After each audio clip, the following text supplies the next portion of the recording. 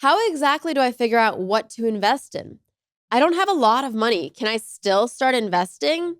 How do I decide which platform to use? If you've ever asked yourself any of these questions and you're ready to get the answers, then join me on December 12th or December 13th for my free investing workshop that I'm hosting. We'll cover topics like how to generate passive income, how to multiply your money, and how to create a future of financial independence, all without the guesswork that usually comes with starting to invest. You don't need a huge amount of money to start. This workshop is for you whether you have $10, $100, or even $1,000. Give yourself the gift of knowledge and really set yourself up to start growing your money in 2024 instead of just letting it sit in a bank account. This is why I am hosting this free workshop for you. To grab your spot, go to erica.com/grow, GROW. Remember, Erica is with a K. I'll put the link in the description as well, and I'm so excited to see you at my free investing workshop.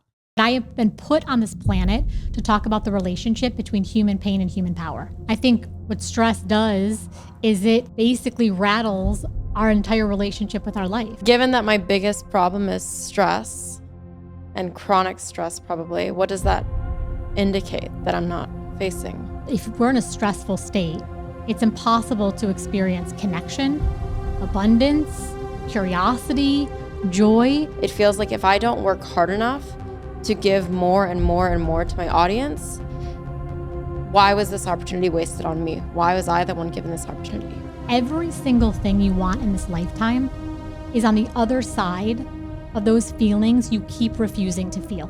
I think a really useful model for understanding emotions is emotions are the GPS of your life. But instead of following this incredibly profoundly intelligent GPS of our lives, what a lot of us do is we disregard this neuroscientific guidance system. But we're missing a key piece of this. And the key piece is... I'm Erica Kohlberg, and you're listening to the Erica Taught Me podcast.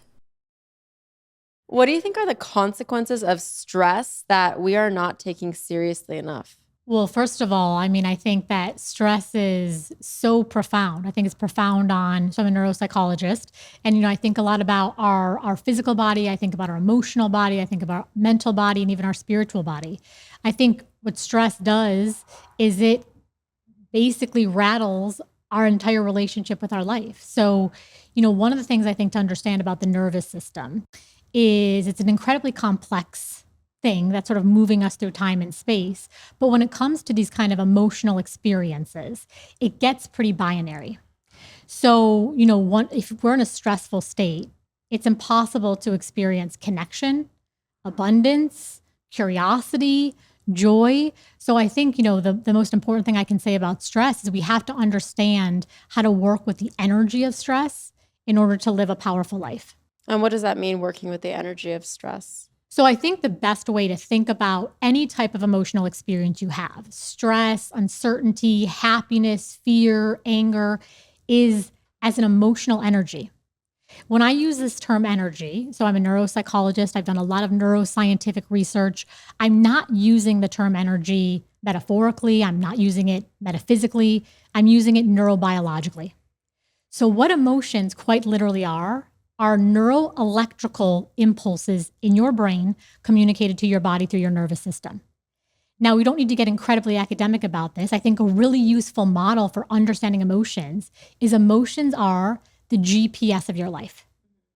So your emotions are quite literally neuroelectrical signals that are saying, continue in this relationship. At the next intersection, turn left and immediately leave this job. Turn left at the next intersection and do whatever. But instead of following this incredibly profoundly intelligent GPS of our lives, what a lot of us do is we disregard this neuroscientific guidance system. Now, if we disregard our emotions once or twice or even a couple dozen times, there's no problem with that. But what most of us are doing is over and over and over disregarding this incredibly intelligent neurobiological, this evolutionary system has been in the process of development for about 250 million years. We just constantly disregard it. And what happens over time then is we are living lives that feel like they don't even belong to us. You know, my fundamental area of expertise is trauma. So I've done work with extensive trauma. I mean, the most horrific traumas you can imagine. So combat trauma. I've done work with torture survivors. I've done work, a lot of domestic violence, a lot of gun violence. So I'm very aware that horrific things are done to us. And I think there's been incredibly powerful conversations happening lately about trauma. I want to mention I kind of come from a lineage of psychologists. So my father's a psychologist. So I have been paying attention to the mental health conversation for about 40 some years. So there's definitely something amazing happening in the world. We're talking more about mental health and trauma, but we're missing a key piece of this. And the key piece is, while it is true that other people can do horrible things to us, there is not enough conversation about the horrible things that we do to ourselves. So the reason I wrote Energy Rising was to talk about this relationship between emotional pain and emotional power. Now, when I talk about emotional pain, I am specifically talking about this pain that I call the pain of self-division. The ways in which I divide myself from myself. So let me give you some examples so you can clearly understand what this means.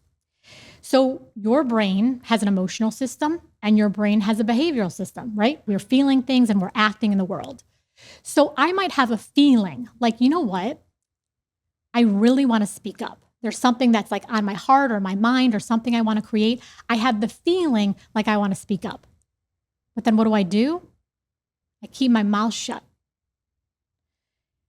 I'm feeling exhausted. I'm burnt out. I'm overwhelmed. You know what I feel like doing? I feel like saying no. But then somebody asks me to do the umpteenth godforsaken thing. And instead of honoring my own boundaries, what do? I say yes. Or, there's a lot of talk these days about boundaries. Boundaries are the most powerful thing in the world. But then when it comes time for me to hold my boundaries, I abandon them. In each of those moments, I have divided my energy from my energy. In other words, there's a part of my neurobiological system that is feeling in one direction and a part of my neurobiological system behaving in the exact opposite direction.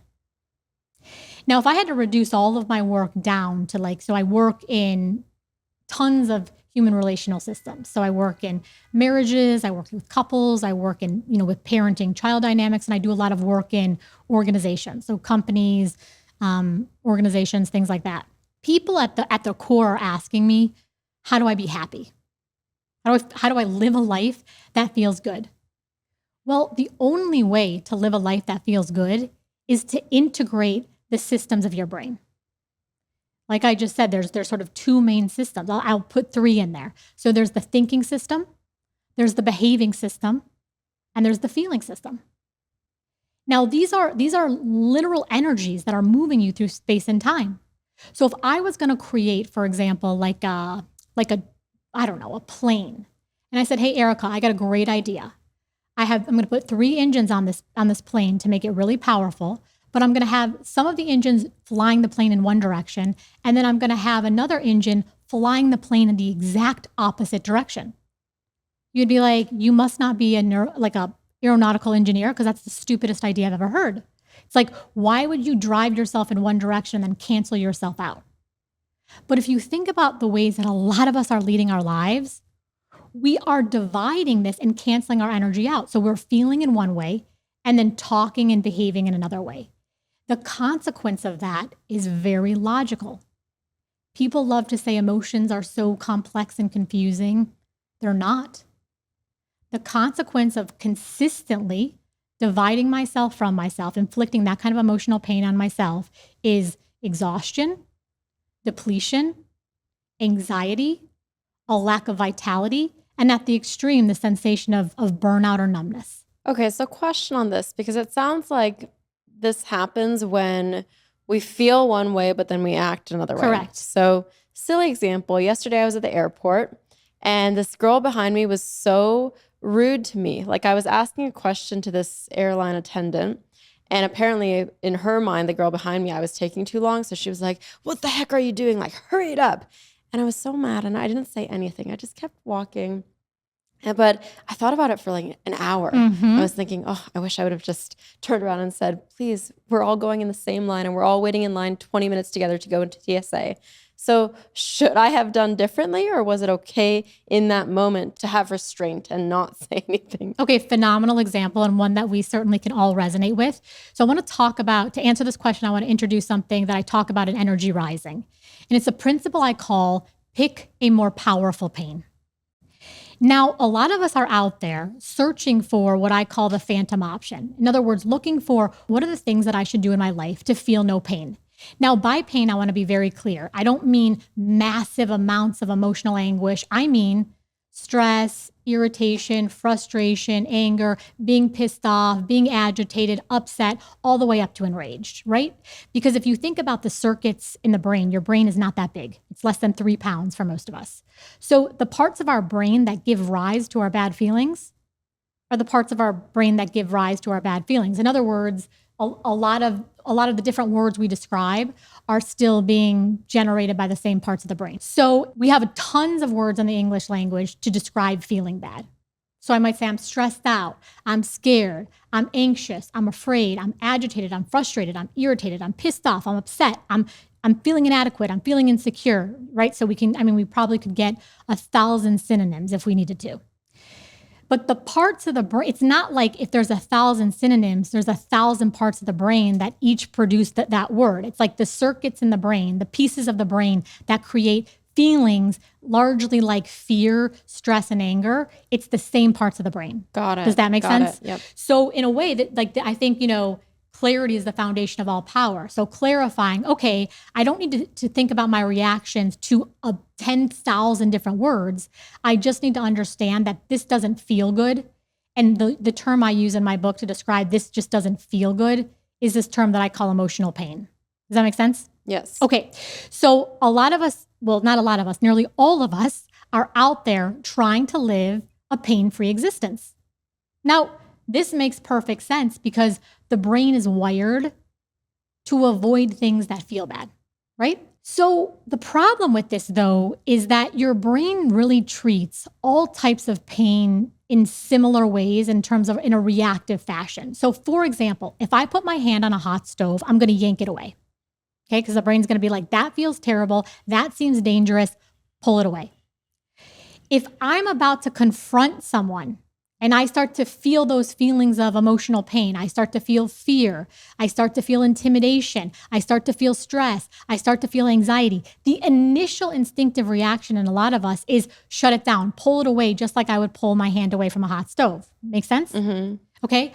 The problem though with that, it doesn't apply to the physical health side and it does apply to the emotional health side, is all of our emotional pain is really coming from chronic situations. The ways I repeatedly don't speak up for myself, the ways I repeatedly abandon myself, the ways I repeatedly shut down. So what we need to be able to do is understand that the way life is, there is absolutely no pain-free option. If we could really have a reckoning, a mature, powerful conversation about this, we would live such more satisfying lives. So the idea that we could avoid difficult conversations, avoid interactions that make us feel anxious, avoid people that make us feel awkward, I get it. I feel the exact same way. It is truly just as useful to try to make gravity make things fall up. It's just never going to happen. Okay. So a lot of us are out there trying to avoid pain when what we should be asking ourselves is, in a world that guarantees me pain, that guarantees me it, what is the pain that works toward my empowerment? So let's go back to your example at the airport. If you say to me, hey, Julia, I got no problem speaking up for myself. And you know what? Like having an argument with this woman at the airport would have cost me 27 minutes and I didn't have 27 minutes to spare. I would have said, totally fine to sit with that agitation, because when someone is rude to us, of course we're going to feel agitation, but it probably would have created you more pain and more of a headache if you would have engaged her. So let it go. But if you say to me, hey, Julia, you know what? This is actually a trigger for me. And very, very often in my life, I feel like I let people take advantage of me. I let them kind of humiliate me in public. I let them kind of disparage me. I let them kind of boss me around. And I just sit there and keep my mouth shut. I would say I totally understand the pain of turning around to say, hey, what you just said didn't make me feel good. Like you would feel true emotional pain. You would feel stress. You might feel a little bit of fear. You might feel awkwardness. You might feel embarrassment. But if you're saying what I really need to do to liberate myself is show myself that I will speak truth to power, then I would say the more powerful pain in that instance is to turn around and say, hey, you know what? I know that this is taking a long time. I'm kind of impatient too. Can you please just give me the grace of 5 more minutes? So do you see how it's less about a one size fits all in terms of the situations, and it's much more powerful to think about the way emotional energies are moving?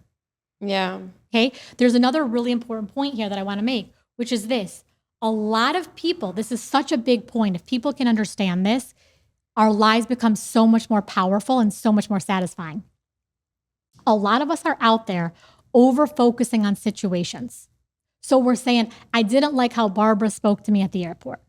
I didn't like what my husband said to me on Tuesday. I didn't like what the people on social media said in this specific Facebook post. I didn't like what you did yesterday. I didn't like what they did. So it's these I call them situational specifics.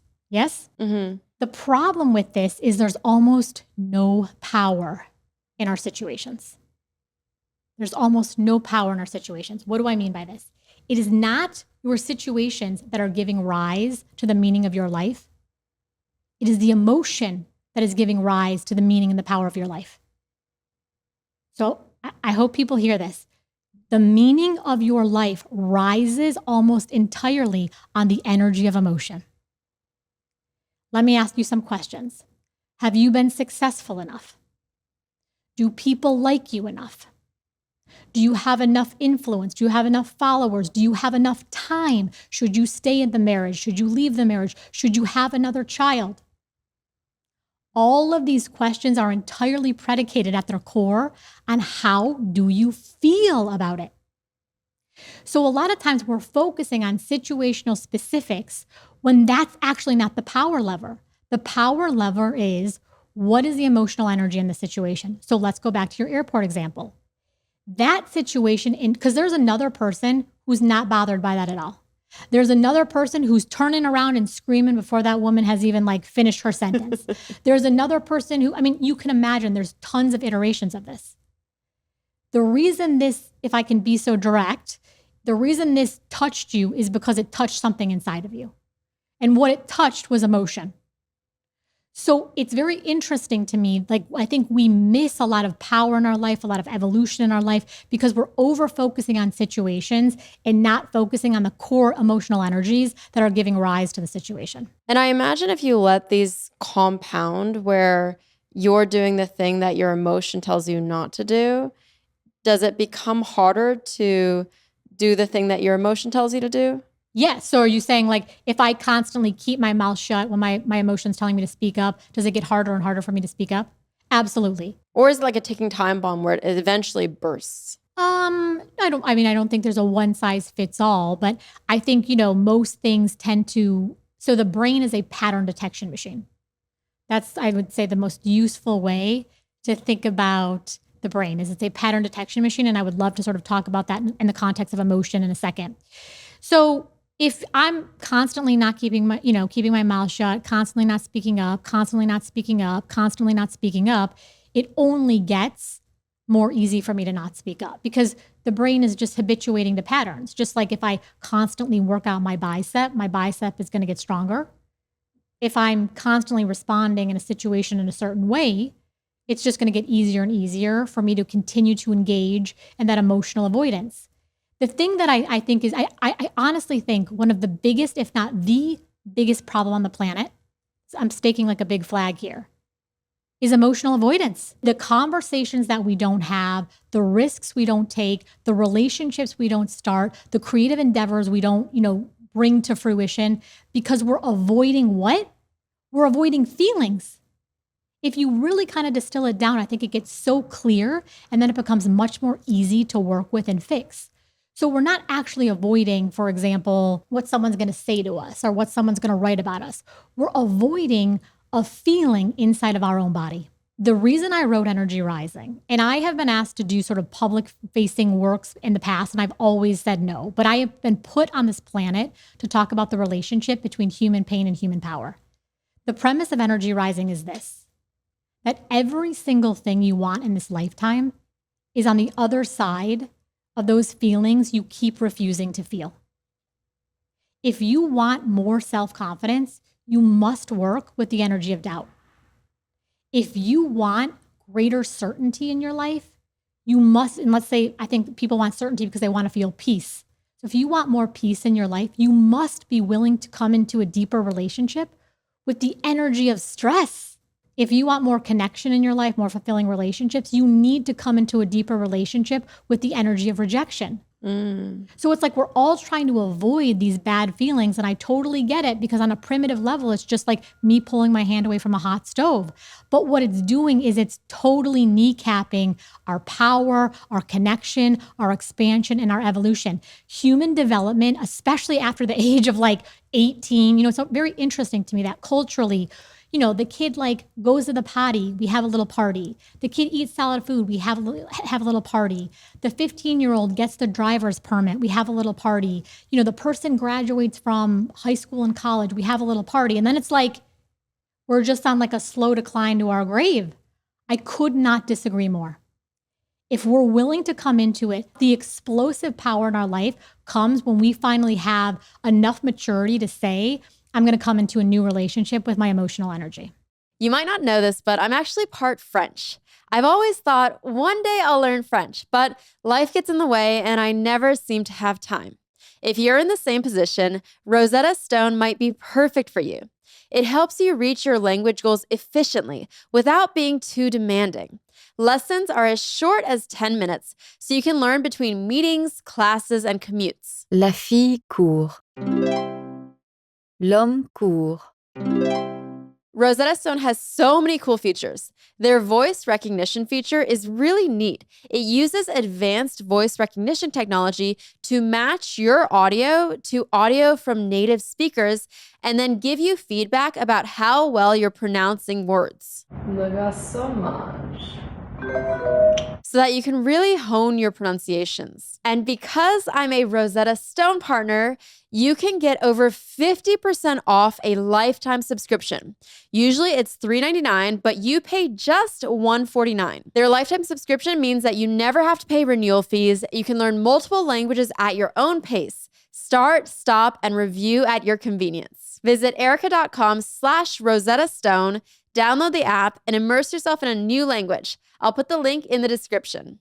Something you said that really struck a chord with me, because you said that if we want to have deeper connections, we need to be more comfortable with rejection. Absolutely. And I found that for business, I've gone far in business because I'm very comfortable with rejection. If someone rejects me in a business context, I don't take it personally. It is 99 no's, we'll get to that 100th yes. But with friendships, I've been looking at the past couple of years and thinking, I haven't really made deep friendship connections. And I think the worry I have is that I will get rejected if I try. Like, how is it that I have such confidence of rejection when it comes to one sphere of my life, but then I'm still so scared in the other? So a phenomenal example. And I think a lot of people, so first of all, I think that's amazing that you're willing to share that. I think a lot of people relate to this, is we have emotional coding in certain domains that we don't have in others. So there's some kind of meaning, largely emotional, that you've made around the business context, where not only are rejections okay, like tolerable, I almost hear you saying they're good, because the faster I kind of get the no's out of my way, the faster I can get to what I want, which is the yes. So you have developed this certainly logical, but also emotional relationship with rejection. I think also it would be totally, inaccurate and naive to say most of us do work professionally. A lot of us feel like we're not showing our emotional guts as much.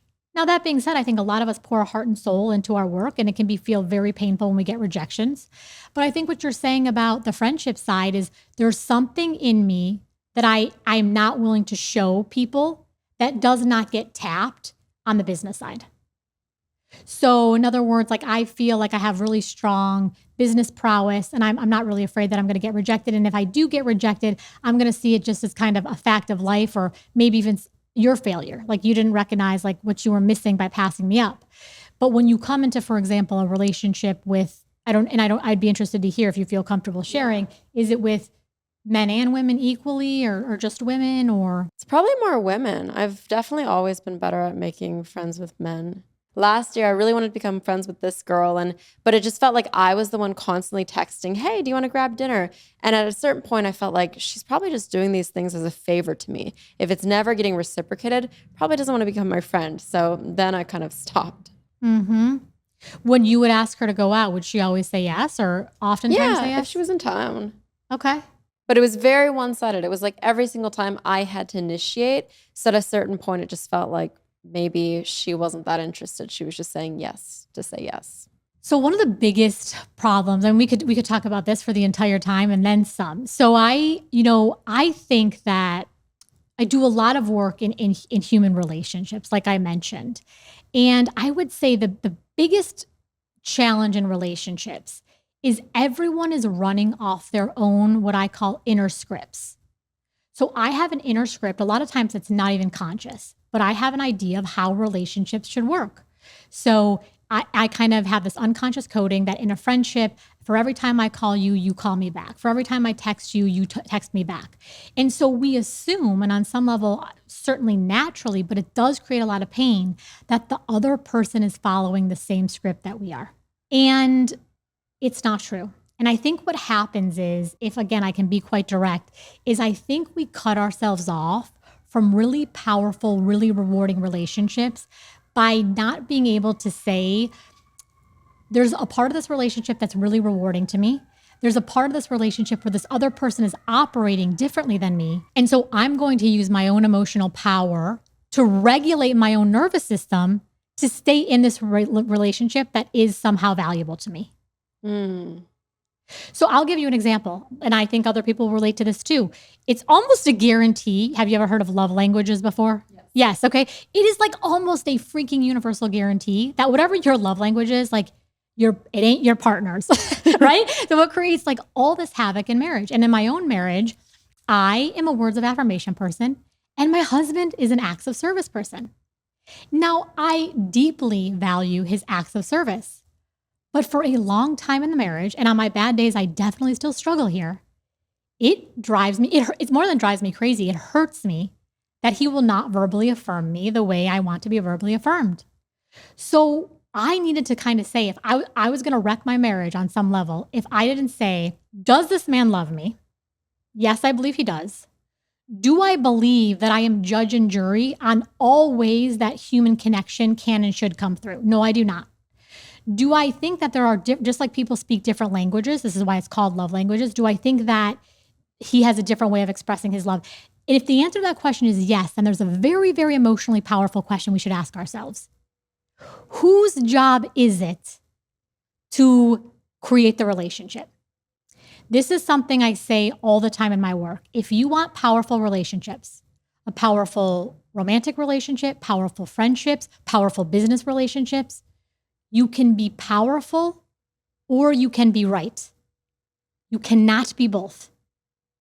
So I could have sat there out of my power and said, it's my husband's job to figure out how to speak to me verbally in a way that I will kind of hold like judge and jury and say, that's good enough. Or I could do some hard emotional work and say, let me expand my lexicon. Let me become more fluent in other ways to both receive and give love. So to take this back to your friendship example, and I think we all have to make these decisions for ourselves, but I might say, all right, so this woman does not reciprocate the same as me, but when we're together, I'm a good judge of people. I'm certainly feeling the energy. We're having a great time. And this is how she is. So if I want to have a relationship with her, I'm going to have to be the texter, and I'm willing to do that to a certain degree and not to others. But I think a lot of times we throw out our relationships because we fail to recognize that we have a tremendous amount of emotional power. And I think that this is such a hopeful and empowering message. It's like, wait a second. My relationships, by virtue of them being my relationships, mean that I have a tremendous amount of power here.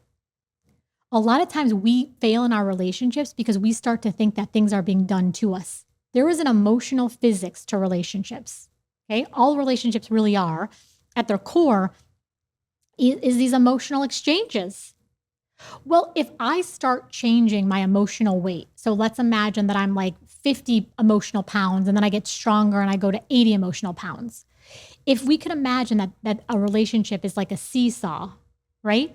If I change my emotional coding, if I change my emotional weight, it is literally impossible for the relationship to stay the same. So if I start to change, the relationship's going to change. The other thing that I think is very important for people to ask themselves is, do I want to be a leader in my life? Do I want to be a leader? I think the most obvious context can sometimes be in business settings. Do I want to be a leader for my team? Do I want to be a leader on social media? Do I want to be a leader in my friendships? Do I want to be a leader in my marriage? Do I want to be a leader in my parenting?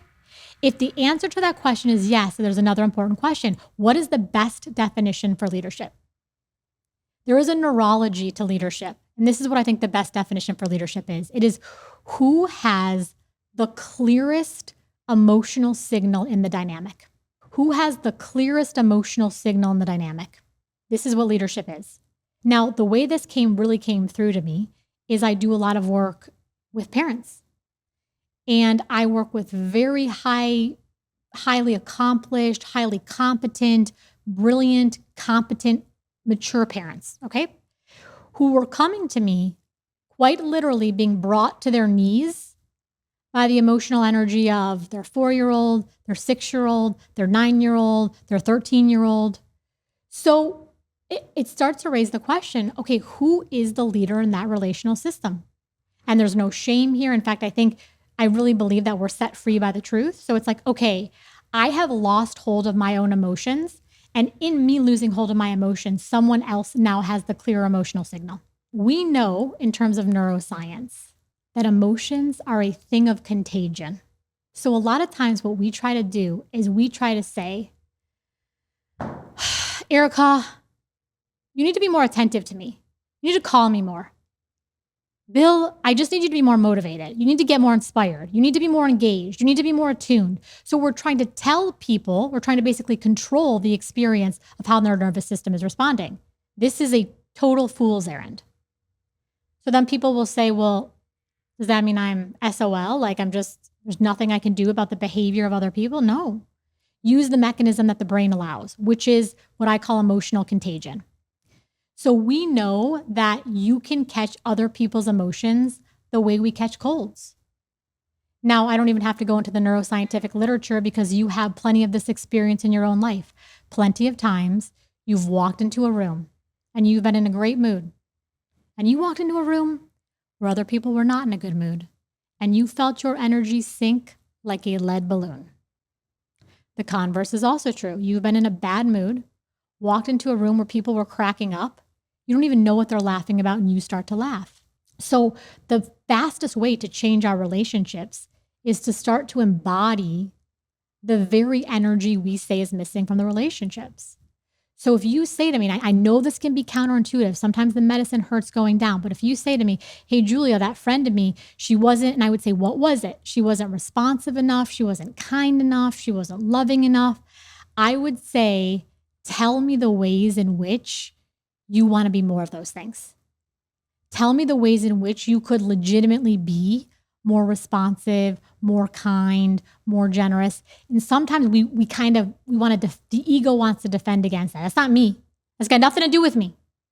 I promise that if we're saying an emotional energy is missing in our relationship, it has something to do where we're not embodying that emotional energy in our lives. I think it's interesting how you were saying the energy is contagious too, because over the last year, I have done an analysis of the friends and how they make me feel. And there are certain friends where you go home that night and you feel amazing and you feel energized and so happy. And then there are certain relationships that you have where you're constantly walking away from them feeling lower than you did when you walked into that room. And that's been an eye-opener for me to be a little more harsh in distinguishing the friends that I feel good around and the friends that I don't. Absolutely. The only issue I would take is I would not say harsh. I would say powerful. Like to become, right? I think this idea of being discerning. All relationships are not meant to last forever. I even think that's a beautiful point of clarity for a lot of people. So there's I sort of said I do a lot of work in relational systems.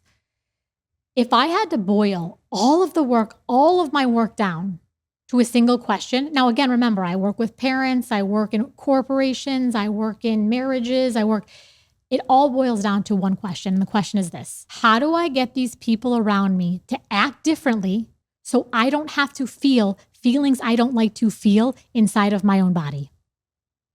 In other words, how do I get you to be more responsive so I don't have to feel so anxious? How do I get you to be more gentle so I don't have to feel so mad? How do I get you to be different so I don't have to feel X? You see what I'm saying? Isn't that the wrong question to be asking, though? I mean, shouldn't you be asking, how can I be better so that your actions don't make me feel Correct. this way? Well, that's the power question. But if you look around, you're exactly right. That is but I think people kind of unconsciously, kind of reflexively are saying, I'm so frustrated with my spouse. I'm so frustrated with my friends. I'm so frustrated with the people on social media because they're not doing X. They're being reckless. They're being mean. They're being rude.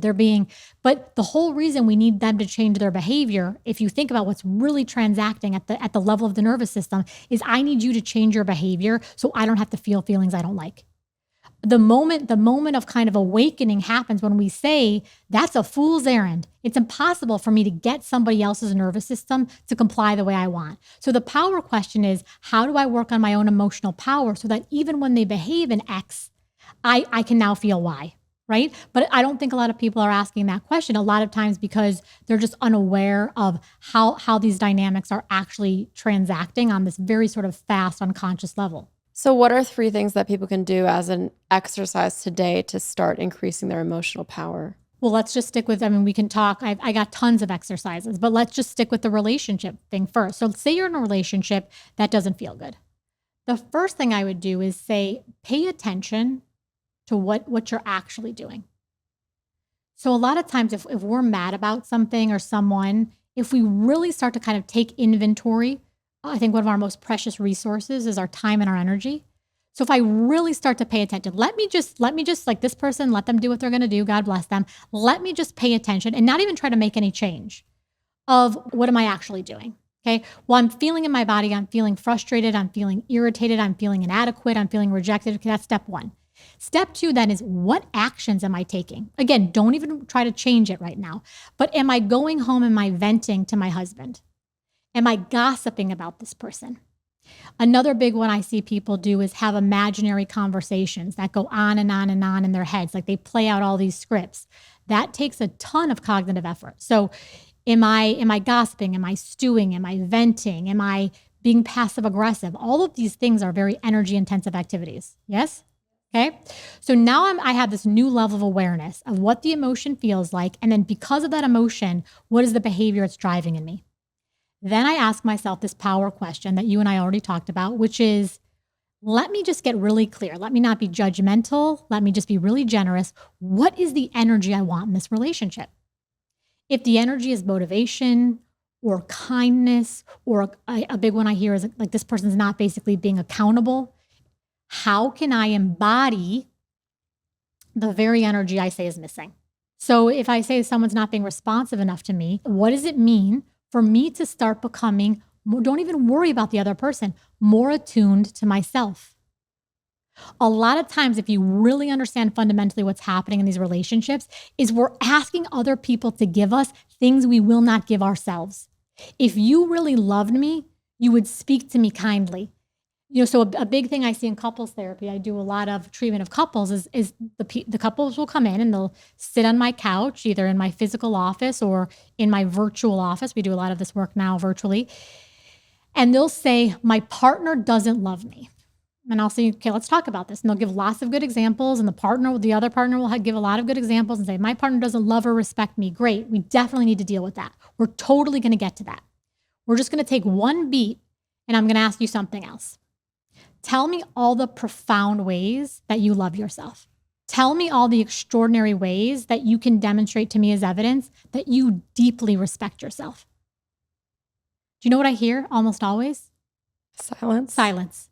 We are expecting, and the parent-child relationship is the most powerful relationship on the planet. The adult long-term romantic relationship is the most complex relationship on the planet. So marriage is a very complex system. I'm not sort of denying that.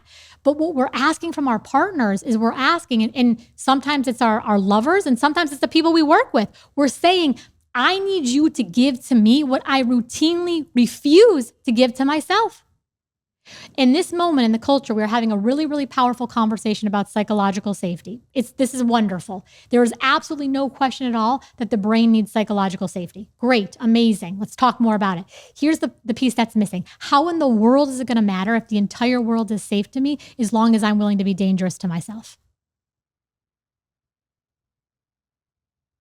I guess at what point do you decide whether it's a you problem? Like, how do I improve myself in order to make this relationship work versus at what point is it that this relationship is not going to work? It is time to walk away. I mean, this is one of the most mature conversations, most powerful conversations we can possibly have with ourselves. I don't think there's anything more painful on this planet than severing attachment bonds, right? We're a herd animal. We co-regulate.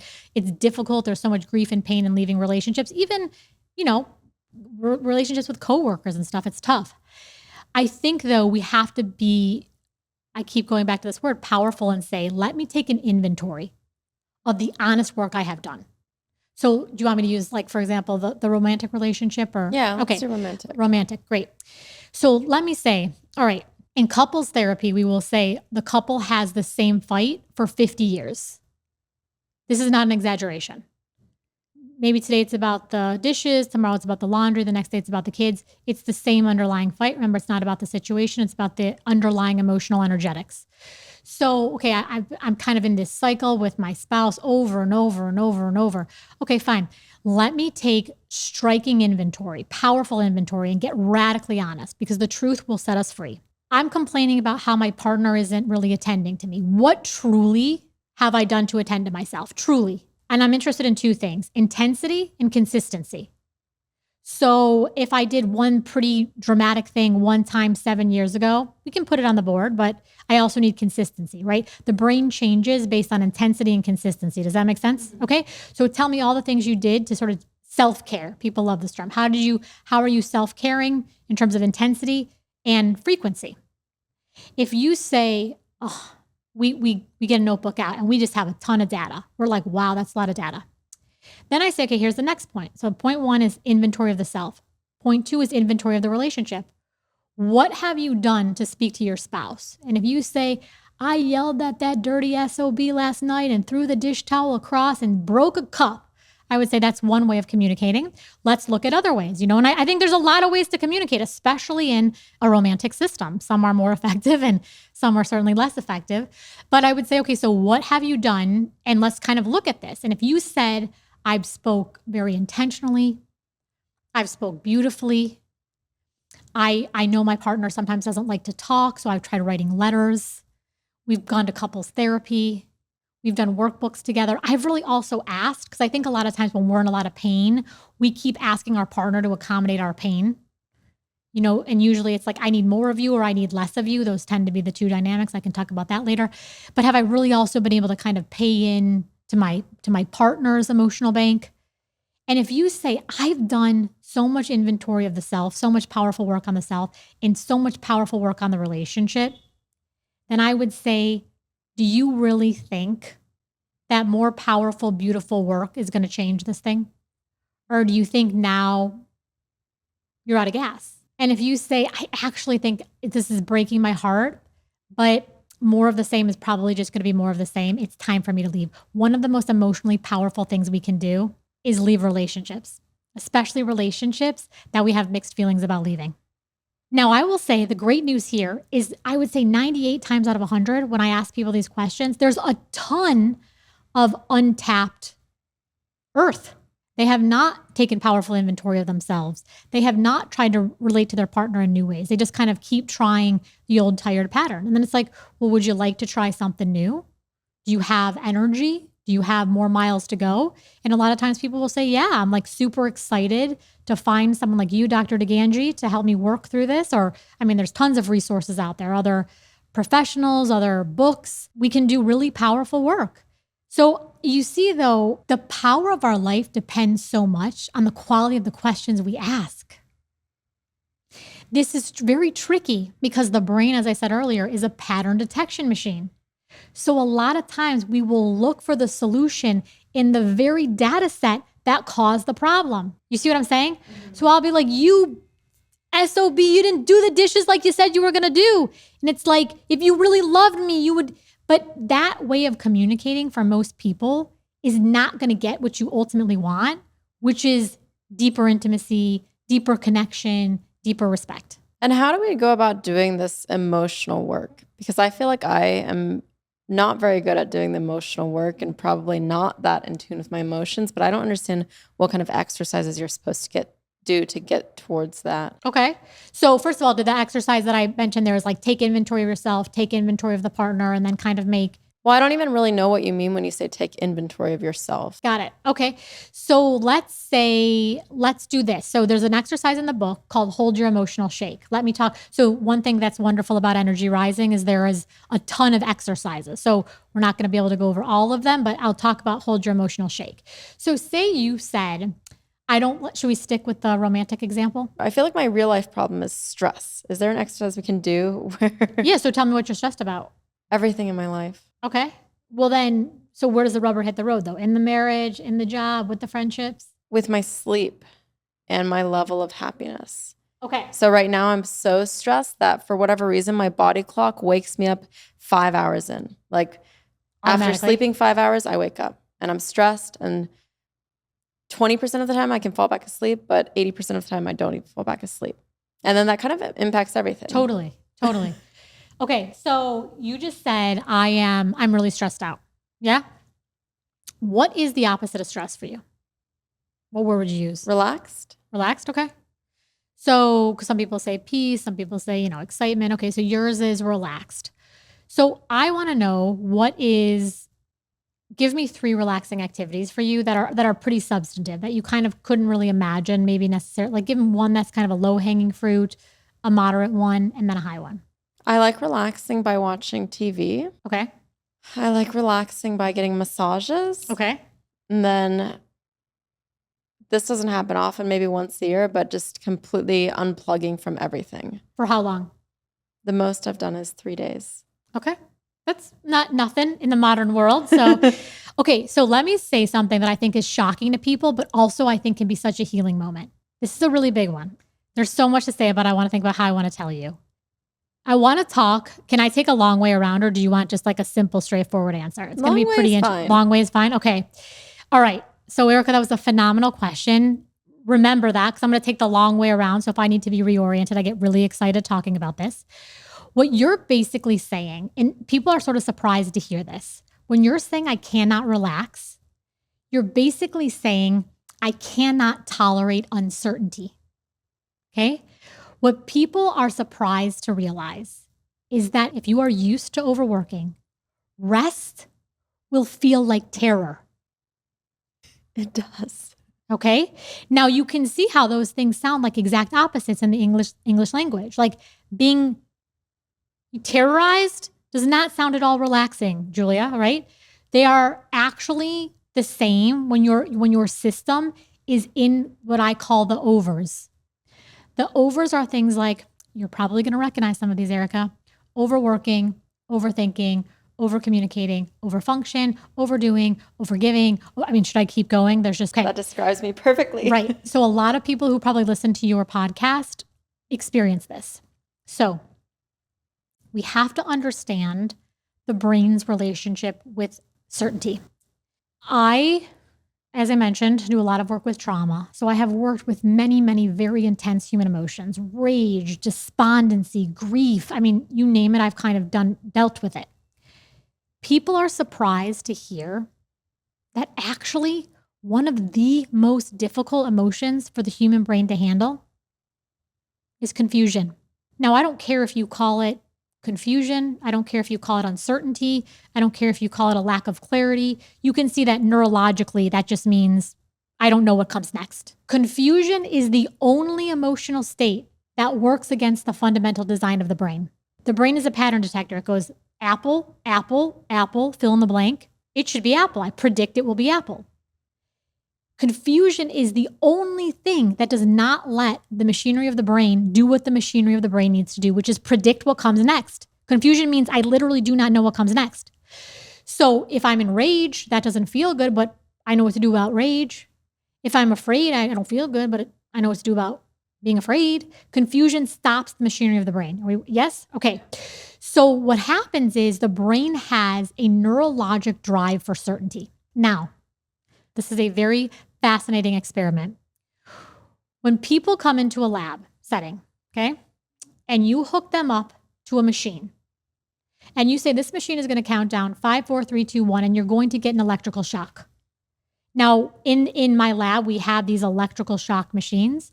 And this experiment that I'm describing is not my experiment, but we have the same machines. The electrical shock, it's as it sounds. It hurts a lot. Okay. So you're in a condition where the machine's going to count down 5, 4, 3, 2, 1. You're definitely going to get a shock. Or you're in a condition where the machine's going to count down 5, 4, 3, 2, 1, and maybe you will, or maybe you won't get a shock. People statistically prefer to be in the condition where they're definitely going to get a shock. Now, a lot of these, rational economists, models of behavior will say, human beings are so irrational. Human beings are not irrational. The brain is the most extraordinary machine on the planet. What this is telling you, what the brain and the nervous system are telling you, are there instances in your life where the weight of emotional uncertainty is literally more painful than being electrocuted. Now, I also want you to think about this. These experiments were happening, at wherever, University of Michigan, Notre Dame, UCSD. It's like when people volunteer to be in these experiments, like everybody knows nobody's getting murdered today. Okay. So I want you to think about what that really looks in the real world, where the stakes around uncertainty are so much higher. There's so much more data coming at you. There's so many more things to be processed. So your brain is like allergic to uncertainty and it's constantly dealing with it. Or how about in COVID? People were saying, I wish that I would just get COVID to get it over with. It's like people did not want to sit in the gray because the brain's like, cannot compute. It's like a violation of the parameters of the machine. So what I'm trying to say here is what there's a natural drive to try to create certainty where there is none. This is healthy. The problem is when people overfunction to create certainty. My fundamental area of expertise is stress and trauma. Stress, trauma, and basically that means anxiety, right? So I do a lot of work with neural circuits around anxiety. The best definition that I can give you for anxiety, and again, I don't care if you call it anxiety or stress or fear or worry. The best definition I can give you for anxiety is it is a disturbed relationship with certainty. This is very counterintuitive and therefore very powerful because if things are counterintuitive, they don't occur to us naturally. The more I obsessively seek certainty, the more stressed out I am going to feel. This is such a power play right here. This is like level 10 out of 10. I get that this is very hard for a lot of us, myself included, right? It's like, well, I got to make sure things are okay. I got to make sure people understand me. I got to make sure that everything is ready. I got to make sure that I've explained it. Okay. But the more we try to create certainty, the sicker we get. In fact, when you think about if anxiety exists on a continuum, there's ordinary anxiety and then there's clinical anxiety. So when you think about disorders like social anxiety, OCD, generalized anxiety, all the anxiety disorders, they are always about a disturbed relationship with certainty. People are trying too hard. They're over functioning to produce certainty. And it's instead of making them feel better, it's making them feel worse. Okay. Now here's a big power moment too. It sounds like, well, if the brain is allergic to uncertainty, sounds like the opposite of that would be certainty. It's not the opposite. And like I just said, the more you try to seek certainty obsessively, the sicker you're going to get. Okay, well then what is the opposite of uncertainty. Not looking for this certainty. And I would call that self-trust. Obsessively seeking certainty is about when all that stuff out there is okay, I'll be okay in here. When the people understand me, when the things are ready, when people are telling me I'm successful, when the people are cooperating, I'll be okay. So we're trying to get our safety by controlling the external environment. This is very, very thin ice. It is not how reality works. If you want a power play, the most powerful thing you can do is live life on life's terms. So the power play here is to say, okay, well, what is the opposite of uncertainty? The opposite of uncertainty and the terribleness it makes me feel is self-trust. In other words, even when the people don't agree with me, I'm still going to be okay. Even when they don't like it, I'm going to be okay. Man, I wish I had more time to work on this project. Like, I know that I could just really take it. It's going to be okay. When I start to say that no matter what happens out there, I'm going to be okay in here, I have arrived. This is the moment of my transformation. This is the moment of my ascension. And I want to say this, the only reason that people think it needs to be okay out there, in other words, I got to get a 10 out of 10 on the project. I got to have X number of followers. I got to get this much money, whatever it is so you can have an emotional experience. So you can feel okay. In other words, I'll be okay when they all like me or they give me a 10 out of 10 or they pat me on the head. What if I just cut all that shit out of the way and said, if the whole thing I'm chasing anyway is a feeling of okayness, a feeling of worthiness, a feeling of freedom, a feeling of joy, what if I just cut all the middlemen out of the way and said, I'm going to be okay no matter what? That is the greatest emotional power play on the planet, and it's available to all of us because you have to make a decision. You have to make a decision. Is a human baby worthy? And if you can, and everyone can make this decision on their own, but if you can say, well, only if it has all 10 toes and a full head of hair and doesn't throw up on me, then yes, it's worthy. But if not, no, that baby's not worthy. I would say most of us would say human babies are worthy. There's something about the energy of life itself that is inherently worthy. Then you must tell me, what is the condition by which that gets stripped away? Is it the first time you in your diaper? Is it the first time you throw up? Is it the first time you try to walk and fall down? Is it the first time you get something wrong on a spelling test? Is it the first time? In other words, worthiness is not up for debate. It's imbued in the energy of life itself. So if all of this stuff out there is to prove that I'm good enough, it's a fool's errand. It's like trying to divide by zero. You know, and the universe is like, you cannot divide by zero. And you're like, I know. But just like, okay, I just have one question. What is 797,414 divided by zero? And the universe is like, I've told you 1,000,000 times, child, you cannot divide by zero. You know, and it's like, we just keep trying. And then what do we feel? We never actually feel worthy. We feel exhausted. We feel burnt out. We feel like life doesn't work for us. We feel like we're losing vitality. We feel like we're not sleeping at night. We feel disconnected. We feel like other people aren't connected to. It's got nothing to do with other people. We have severed ourselves from our own life force. And how do you fix that? You start to say, I'm going to start running experiments in my life that say, no matter what, I am worthy. So I would say, what would it be like? Let's say you're a super perfectionist. I would say intentionally send an email with typos. I would say, now, and you can imagine the reason like you're laughing right now is because the truth. I could never do that. But you could. You could. And the thing is when you do the thing, that's when you're set free. So the story I'm going to tell you is about combat trauma. Now, I think a lot of people, when they hear this story, they might say, well, that's an amazing story, but it's got nothing to do with me. It's like most of us don't have combat trauma. But the reason I'm telling the story is because if it works in the most extreme forms of human behavior and human suffering, I promise you there is potential and possibility in our more ordinary stressors for all of us, okay? So I do a lot of work with combat veterans and I treat a lot of PTSD. So this one veteran came to me and he had been back from his deployment for many, many, many years. That's an important part of the story. So I say, what's been going on? He says, well, not much. I don't go out anymore. I don't go to public places. I don't go to restaurants. I don't drive. His trauma had happened in the context of a convoy. I don't drive. Irritability and anger are a big symptom of PTSD. So when his children were now grown, but when he first came back, he had a lot of anger and irritability. And young children are, unpredictable, and they have their moods and they drop things. So, that created so much stress in his family for a lot of different reasons that his wife and his children left. So he was estranged from his family. He was getting in altercations at work. In other words, PTSD, it's just such a crushing, punishing disorder. There's a lot of important pieces of the story. I want you to see that what he was trying to do was he was trying to avoid pain. So remember how I said everyone's searching for the pain-free option? So he naturally thought, and until we have really powerful conversations like you and I are having, which is a big reason why I agree to do these conversations, it's hard to know what to do because it's counterintuitive.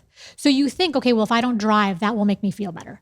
Okay, if I don't talk to these people, that will make me feel better. If I don't go to restaurants, that will make me feel better. If I don't watch movies, that will make me feel better. But what you can see is happening is just the opposite. His life is shrinking and shrinking and shrinking and shrinking. And now he's saying, I feel so suffocated.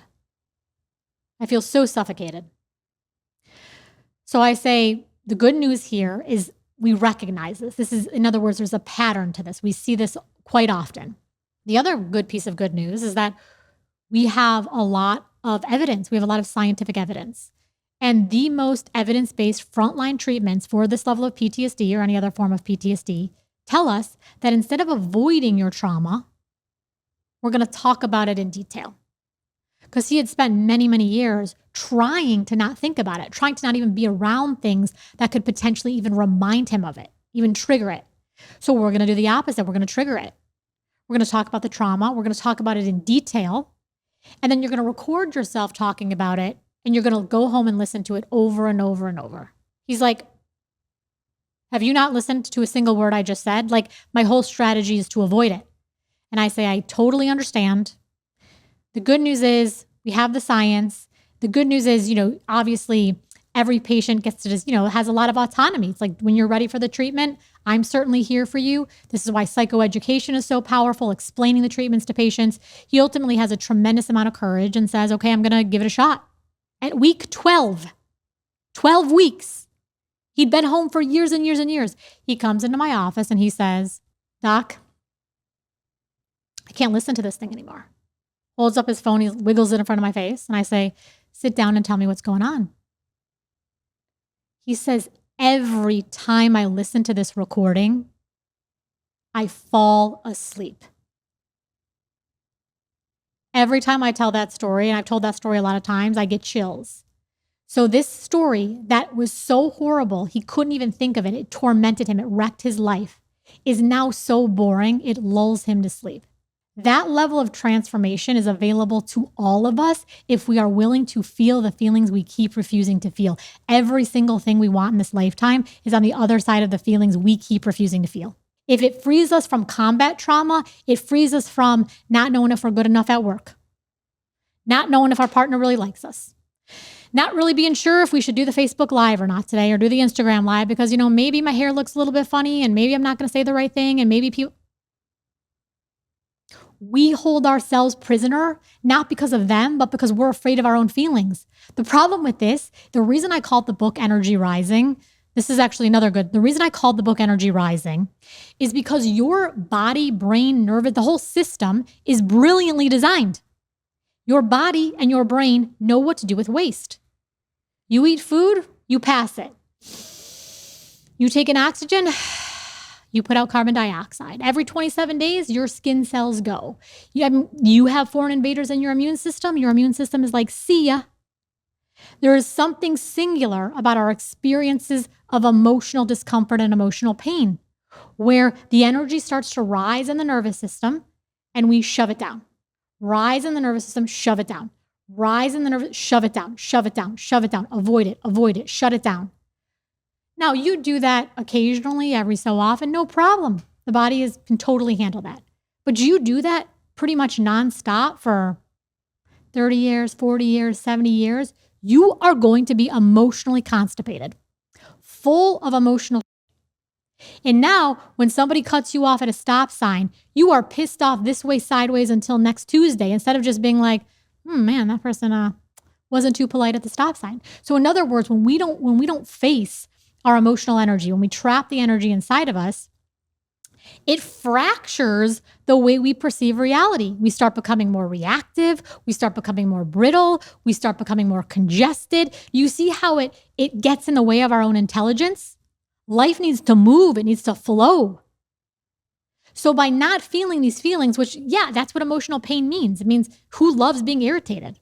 Who loves being, nobody on some level, I'm sure some people like being afraid, but there's experiences we don't like to feel in our body. I get it. But the thing is, your nervous system is packing 200 million years of evolutionary power. It knows what to do with hard feelings. It reminds me of birth. Like, I have 2 little kids, and I was like, there is no way that baby's coming out of my vagina. No way. You can explain it to me a million. That is not coming out of my vagina. And sure enough, it did. And it didn't even really, there's a part of me that was like, I have no idea what's even happening here, right? So it's like, when we get out of our own ways, extraordinary things can happen. And this is how we birth new creations into life. What do you think is the emotional energy that I'm not facing? We'll say more about that. So let's talk about it. I don't know, like, given that my biggest problem is stress and chronic stress, probably, what does that indicate that I'm not facing? So let me answer it like this, and then you can tell me if this resonates for you. I find that the energy that most people find the most difficult to tolerate is often humiliation. Humiliation, again, I don't care if we call it humiliation, shame, unworthiness, inadequacy. So what kind of tends to happen here, and I talk about this in the book too, I introduce something called the pain tree. I'll take you through a quick model of it. A tree has, not an arborist, but has like 3 main components, right? The leaves, the trunk, and the roots. So most of us spend a lot of time in the leaves of our tree. Now, the leaves represent every single situation. I don't feel good today because this thing happened with the project. I don't feel good tomorrow because I don't feel good the next day because these people on social media. In other words, we're trying to fix our pain tree, going leaf by leaf by leaf by leaf. This is exhausting. You don't need to be an arborist to realize that the way to heal a sick tree is not to go leaf by leaf by leaf. So when people kind of can hear this in various ways, they're like, okay, that does make sense. I'm kind of hearing something here, that it seems like all of my pain is in my situations, what the people said, what they didn't say, the projects, da da da da da. Let me, though, try to go a little bit deeper into something more fundamental. Okay? So then we get into the trunk. Now, I don't know if you struggle with this, but in the trunk, I call this the angry class of emotions. So this is anything like mad, irritated, frustrated, agitated, upset. Okay, so a lot of people will do the angry thing. They're frustrated a lot. And that's probably one of the biggest words I hear. If this resonates with your listeners, any type of anger, whether it's mild frustration all the way up to rage, it's always in defense of fear. It's always a secondary emotion neurologically, because if somebody breaks into my house in the middle of the night, I'm going to be enraged. Why? Because I'm actually terrified, right? So anger is always a defense of fear. So it's like, can we let go of the anger and go to something? Because anger, it's one of the most counterintuitive emotions. It gives you the sense that you're cooking with a lot of gas, but chronic anger, nothing really changes in our life. So when people can understand this, we can go down into the most fundamental part of all, which is the root system. Now, we just said that behind anger is fear. Great. Now, when I normally talk to people about fear, they'll start to say, all right, I get it. I am afraid. I'm afraid of not getting the promotion. I'm afraid of losing followers. People. I'm afraid of disappointing people. That's a good one, huge one. But then I would say who, and you would probably be able to name some, like this person or that person. Like, we could get kind of, again, specific. But what happens here is, do you see how insidiously we've crept back up into the leaves again? We're now this person on that day and they're disappointed and da-da-da-da-da-da-da.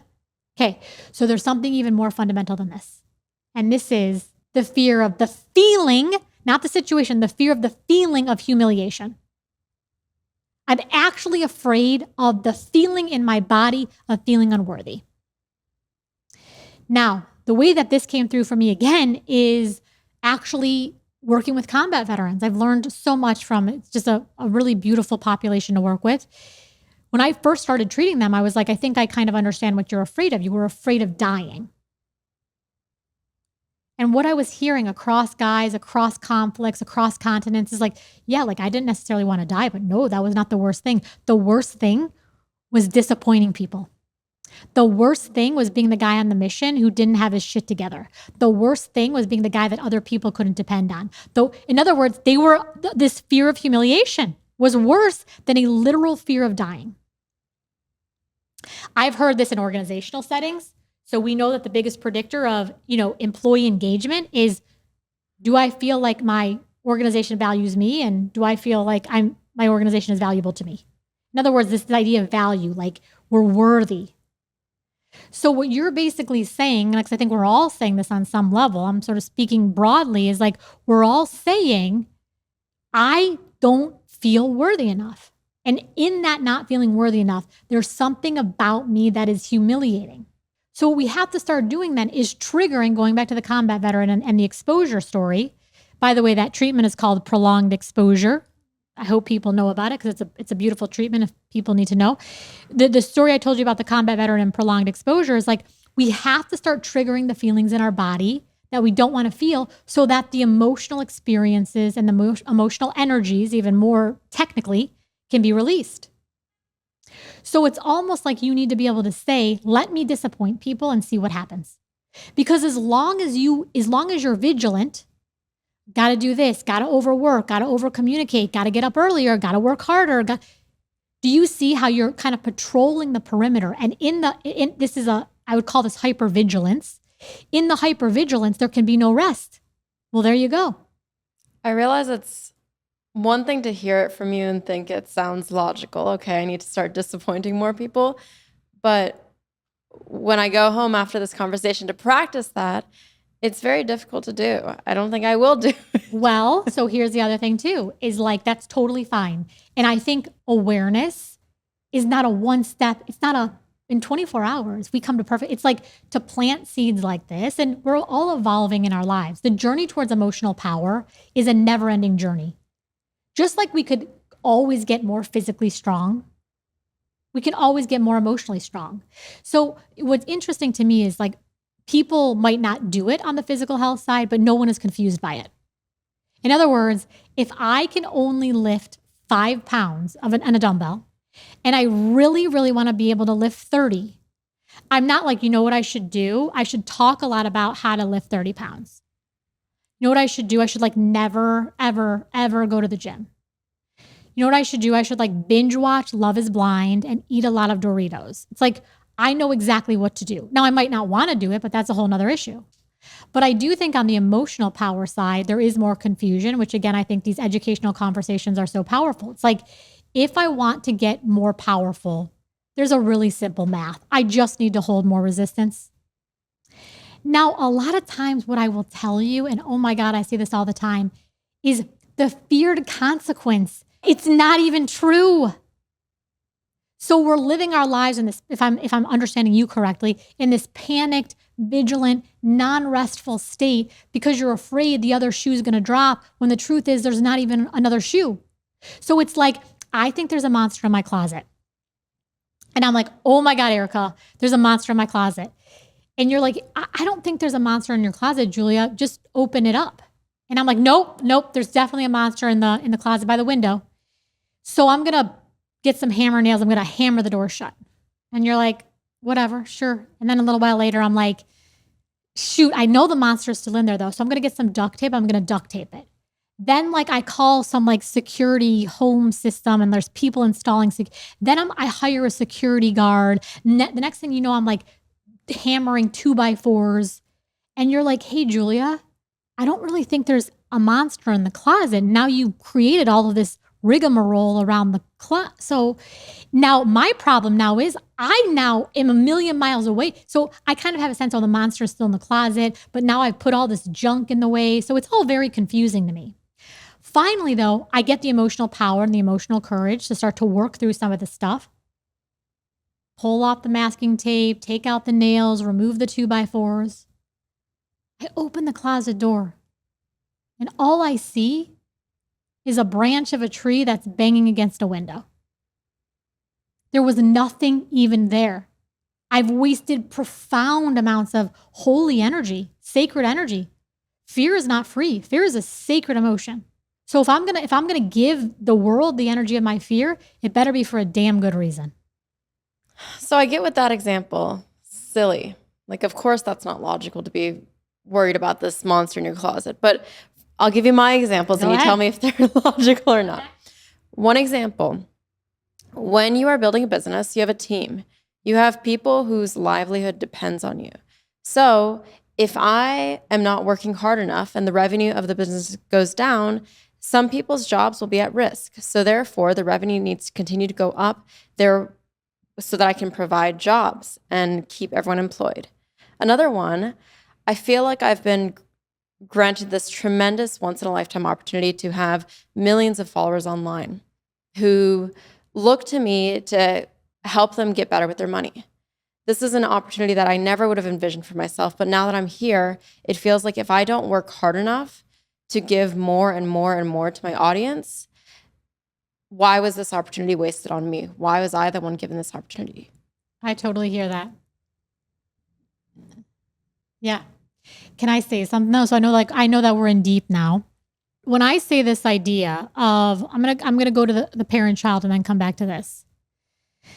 Have you ever seen, or you can, I'm sure, imagine this, where the child is really upset and the mother or the father is upset because the child is upset and they start screaming, "Calm down. I need you to calm down." And then all that does is ratchet the child up higher. Yes? So the emotional energy is being transferred between the two. Are you open to the possibility that if you get to wherever you're going on burnout, hustle, injuring yourself, fear of disappointing people, do you believe that that's an energetic standard that you're going to set for your followers?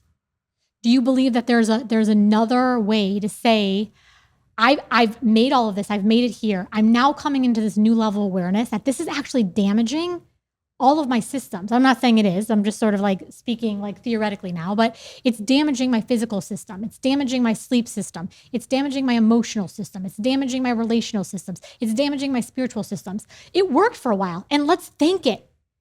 I got here with like hustle and grit and like this very kind of forward marching energy. I believe that there's a way that we can have abundance. Because what is the point if you're talking about finance? Money, I love talking about the energy of money. Money is fundamentally about value. Value is emotional. Emotional. I was just on a coaching call with someone who just got a $300,000 bonus.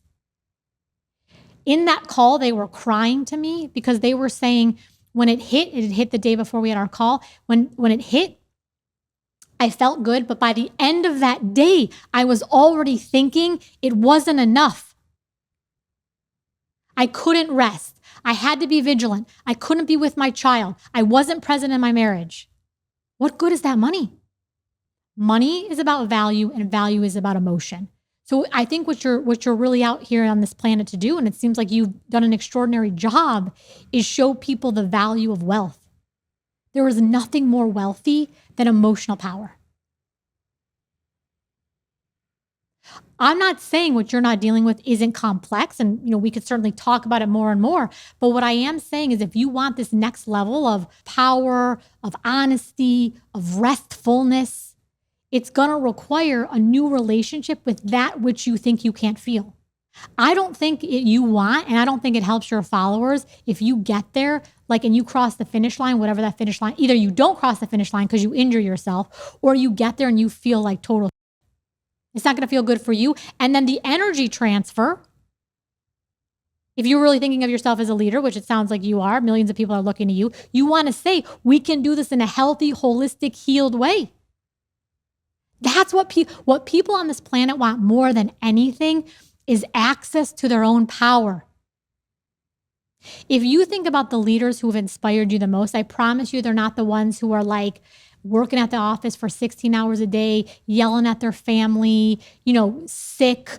The people that inspire us are the people who are genuinely committed to the mission of the work. And they kind of understand life on life's terms, that it's sacred, that we're not just meant to be working all the time, that there's a night and a day, there's an up and a down, there's a time for work and there's a time for rest. When we see other people who embody this as a leadership standard, it is the most magnetizing thing in the world. Not because we're like, hey, look at me, follow me, attract me, like me on social media. It's because like we're emanating the energy that people want more than anything in the world. And that is priceless.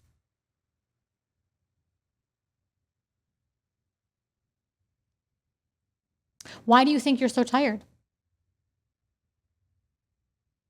I've just been overdoing it. The things you were saying about the overworking, overdoing, over everything really resonated with me. All the overs. And I get what you're saying. I do, but I think I unlocked something core there where I just feel like, why was the opportunity given to me if I can't fulfill on it? What does it mean to fulfill on it? Like help as many people as I can, make people proud. Are people proud? Some people. It's funny that I'm crying about this, but I don't know. I'm tired. I know my body. I've been in the hospital more times than I can count this year. Like, I know my body is tired and not happy with me, but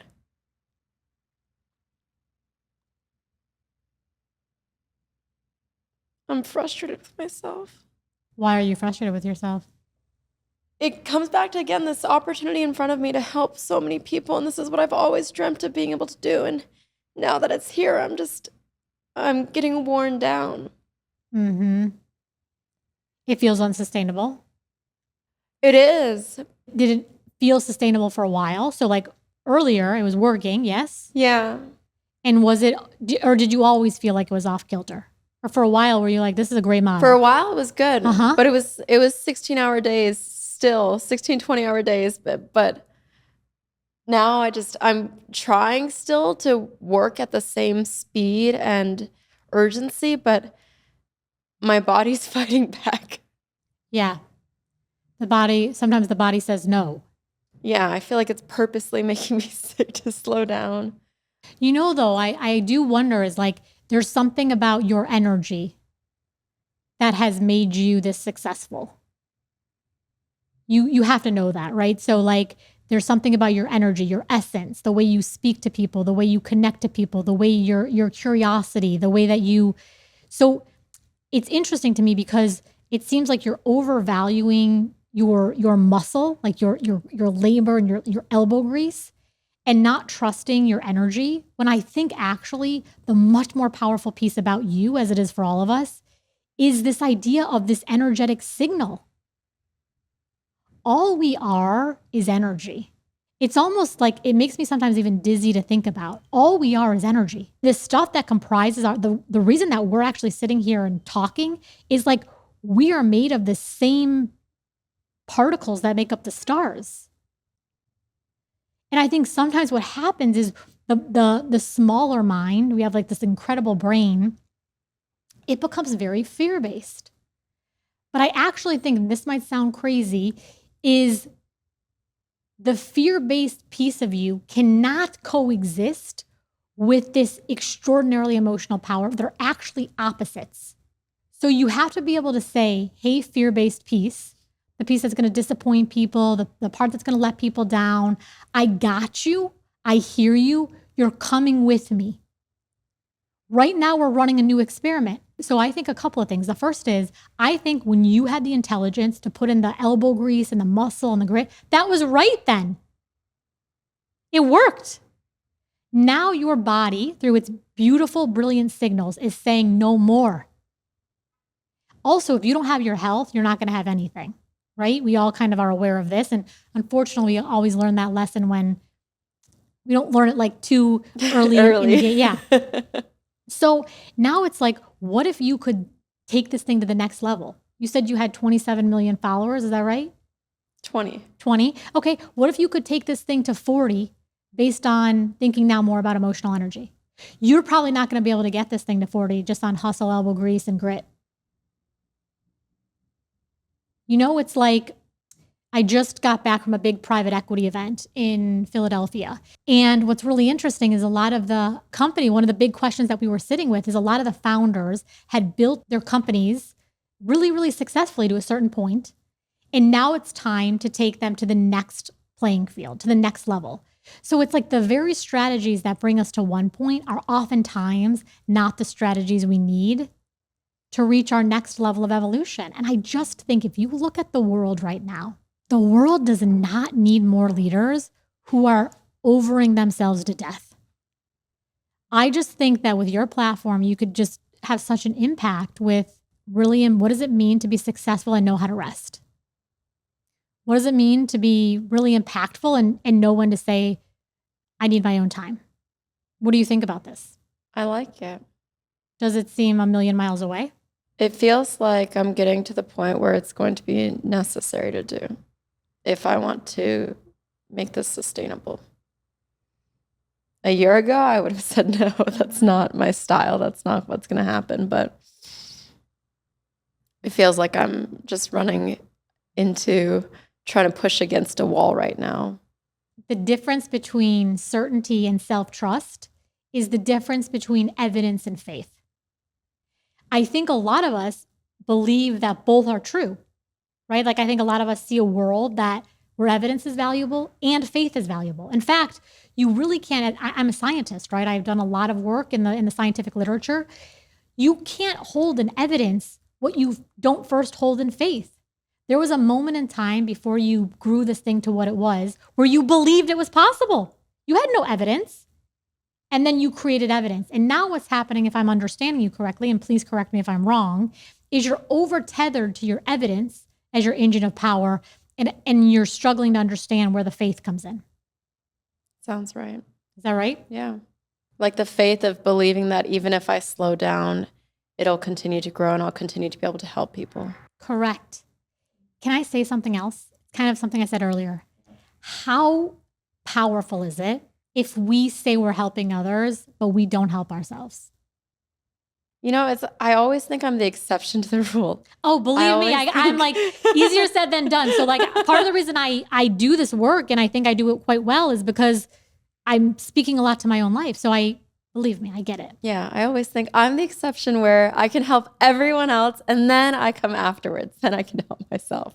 But you can almost see like if you have that large of a platform, the opposite, because things will grow exponentially. So there'll be less and less margin for yourself. So I think this is why, to think really powerfully about what does self-protection mean? And does self-protection only mean when I have to roll up to the ER and I get like fluids and 8 hours of sleep? I think a lot of us are looking for permission to rest. We live in a culture that's so about hustle. As a neuropsychologist, I think a lot about computers. Computers have obviously surpassed the information processing capabilities of the human brain. So what's happening now is the human brain on some level is still trying to keep up with all the information, right? This is why we're always on our phones and the alerts and the pings and the this story and the that story. So we're like racing the machines, but it's a fool's errand. We're definitely going to lose that race. So, but we all have FOMO, and FOMO is a real thing. It's like, we don't want to be left behind. We don't want to be kicked out of the tribe. So like, I better keep hustling because it sure looks like everybody else around here keeps hustling. So what I think the world is really hungry for is successful people who show us how to rest. But I think you said we don't give ourselves permission to rest, but I think it's more like, I don't know if I know how to rest. Like I understand the concept, but if I'm just sitting here doing nothing, it feels like an absolute waste of time. If I'm reading a fictional book, it feels like a waste of time. I need to be reading something nonfiction and business related. Even when I'm trying to go to sleep and this drives my husband crazy, I can't do it just laying down in bed because then I'll start to think about things I need to do. So I have to watch the trashiest TV. I have to watch Real Housewives of Beverly Hills and Keeping Up with the Kardashians because that's the only thing that can numb my mind enough for me to be able to go to sleep. So it's like, I don't think for a lot of people, if I'm just speaking about myself, I don't think the problem is giving permission to rest. I think it's more so like, how do you rest? Erica, I think your points that you're bringing up are so powerful and they relate to so many of us. It's so interesting because we think that rest would just be like, I don't need practice eating a sandwich or like drinking a cup of water.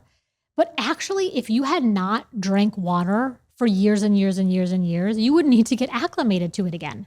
So rest is a skill that we need to build.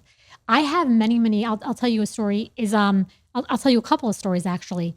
I said earlier that for when the system has trained itself not to rest, when you rest, it will feel like hell.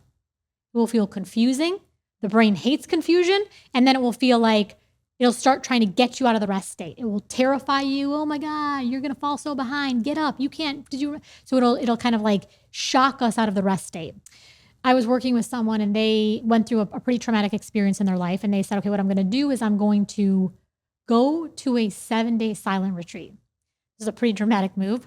So they said it was like the first 4 hours of the first day, they were just sitting there.